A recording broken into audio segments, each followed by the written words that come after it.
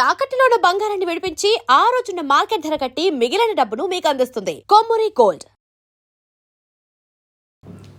నమస్తే, మీరు చూస్తున్నారు వి మీడియా. నేను మీ యాంకర్ రెబెకా. సూర్యాబాయ్ అరెస్ట్. సో ఆ మధ్య కాలంలో సూర్యాబాయ్ గురించి మనం ఎన్ని వార్తలు వినుంటాము. సో ఆయన వేసుకునే గోల్డ్ గురించి చాలా వరకు కూడా చర్చలు నడవడం జరిగింది. అసలు ఈ గోల్డ్ ఏ విధంగా సంపాదించాలంటే ఒకరిని ముంచి సంపాదించాలి, అలా ముంచితేనే ఇంత బంగారం దిగేసుకోవచ్చు అని ప్రూవ్ చేశాడు పాపం. అంటే అందరు కూడా నిజంగానే అనుకున్నారు, ఓకే గోల్డ్ సంపాదించడం అనేది అంత అంటే కష్టమైన పనేం కాదు, ఈజీగా మనం సంపాదించేయచ్చు అని. ఓ మధ్యకాలంలో ఇంకొక గోల్డ్ వ్యక్తులు కూడా మనం విన్నాము, వాళ్ళ పేర్లు ఎందుకులే కానీ. సో వాళ్ళ నాన్నల పాటి బంగారాన్ని వేసుకుంటూ తాత ముత్తాతల కాలం నుంచి వచ్చినటువంటి బంగారాన్ని దిగేసుకుంటూ వాళ్ళంతా ఆ మధ్యకాలంలో హల్చల్ చేసినటువంటి వీడియోస్, దీనికి గాను వాళ్ళని తీసుకొచ్చి ఇంటర్వ్యూలు ఏదో పెద్ద వీళ్ళు సంపాదించేసి వీళ్ళేదో జనాలకి యూస్ఫుల్ అయినటువంటి టాపిక్ చెప్తున్నారనో, లేదా అంటే ఎవరినో హెల్ప్ చేశారనో, ఈ రకంగా ఏదో చేశారన్నట్టు. అసలు వీళ్ళు గోల్డ్ వేసుకుంటే ఏంటి, గోల్డ్ వేసుకోకపోతే ఏంటి, దీన్నంతా తీసుకొచ్చి ఇంటర్వ్యూలో వీళ్ళని పెద్ద హైప్ చేశారు. లేదంటే ఈ వ్యక్తులు ఎక్కడున్నారు, ఏం చేస్తున్నారు అనేది ఎవరికి అవసరం. అసలు ఈ మధ్యకాలంలో ఫోన్లు వచ్చిన దగ్గర నుంచి ప్రతి ఒక్కరి దగ్గర వాళ్ళ ఒక వీడియో తీసి అప్లోడ్ చేశారంటే చాలు, ఇంకా అది సరైనదా కాదా ఏంటి అనేదే లేదు. వీళ్ళకి కానీ అంటే ఇంటర్వ్యూస్ చేయడానికి ఇలాంటి వ్యక్తులను ఫటాఫటా తీసుకొచ్చేసి వాళ్ళ గురించి జీవిత చరిత్రలు, అసలు దాన్ని చూసి ఏం నేర్చుకోవాలరా, ఏం ఉద్ధరించాలి అని అంటే ఇదిగో ఇలా జనాల్ని మోసం చేసి బంగారం అంతా మన మీద దిగేసుకుని అమాయకపు ప్రజల యొక్క ఆశలతోటి ఆడుకోవచ్చు అని ప్రూవ్ చేశారు. నిజంగా ఒక మనిషిని ఏది ముంచేస్తుందో తెలుసా మీకు? ఆశ అంటే కోరిక. ఫర్ ఎగ్జాంపుల్, నీకు ఒక దగ్గర అందని ద్రాక్షని చూపించి అది అందుతుంది నేను కోస్తాను తినొచ్చు, నీ నోరు ఊడుతుంది, ఇలా అంటే ఊరట కలిగించడం. మనిషికి ఆ వస్తువు లేకపోయినా దాన్ని చూపించి ఆశ చూపించారు అంటే ఖచ్చితంగా ఆ మనిషి బోల్తా పడాల్సిందే. అలాంటిదే ఇక్కడ ఒకటి సూర్యాబాయి కూడా జనాలపైన హస్తం విసిరాడు. ఇట్లా అదే హస్తంలో చాలామంది అమాయకపు ప్రజలు బోల్తా పడ్డారు అని చెప్పొచ్చు.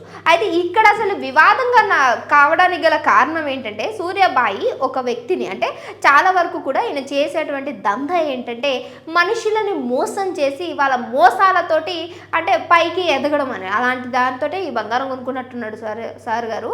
అయితే ఈ వ్యక్తి ఏం చేస్తాడంటే, ఇంత బంగారం తీసుకుంటున్నారు కదా, సో ఏంటి అని అంటే కొన్ని ఇంటర్వ్యూస్లో కొన్ని వీడియోస్లో ఆయన చెప్పింది ఏంటంటే, నేను విదేశీయుల నుంచి ఏదైతే దుబాయ్ సంథింగ్ ఈ ఖత్తర్ ఈ ప్రదేశాల నుంచి గోల్డ్ అనేది సరఫరా చేస్తూ ఉంటాను, అక్కడ నుంచి తీసుకొచ్చే గోల్డ్ మీకు కిలోల్లో చాలా తక్కువకి వస్తుందండి. అఫ్కోర్స్ ఒక కిలో బంగారం ఎంత చెప్పండి, ఇప్పుడు 1.5 ఉన్నది, ఆల్మోస్ట్ అప్రాక్సిమేట్లీ ప్రైస్ 1.5 ఉంది. కానీ ఈయన గారు ఆ కిలో బంగారాన్ని మీకు 50 లక్షలకే ఇస్తాను అంటూ మబ్బు పెట్టాడు.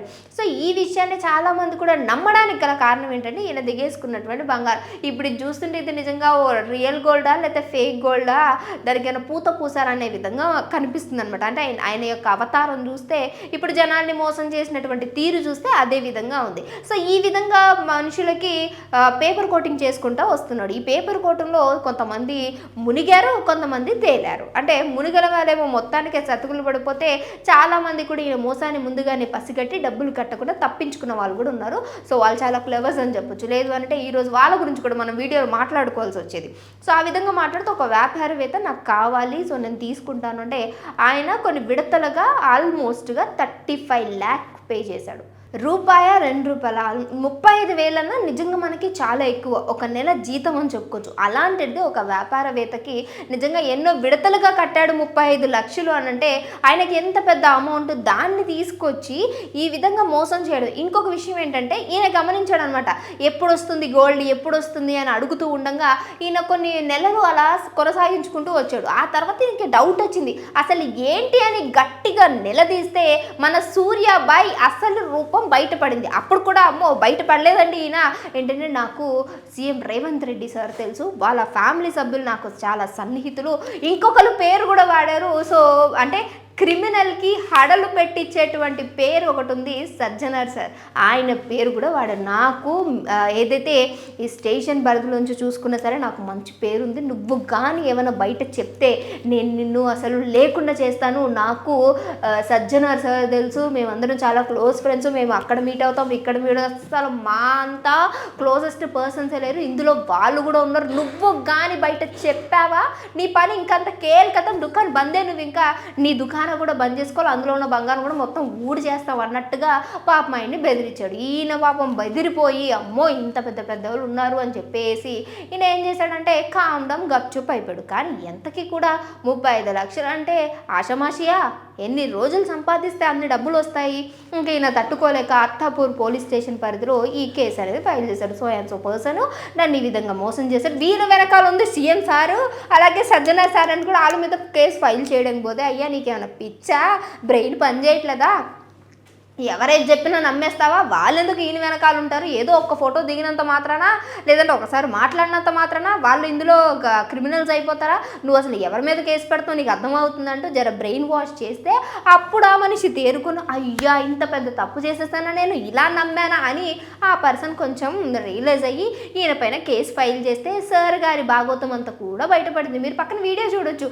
అసలు నేనేం తెలియదు, నేను పెద్ద శుద్ధపూసని అన్నట్టు ఎట్లా బాగా నుంచున్నాడు చూడండి. జనాలను మోసం చేసి వాళ్ళతోటి ఆడుకుంటూ ఇలా డబ్బులు సంపాదించే వాళ్ళు ఇంకెంతమంది ఉన్నారు.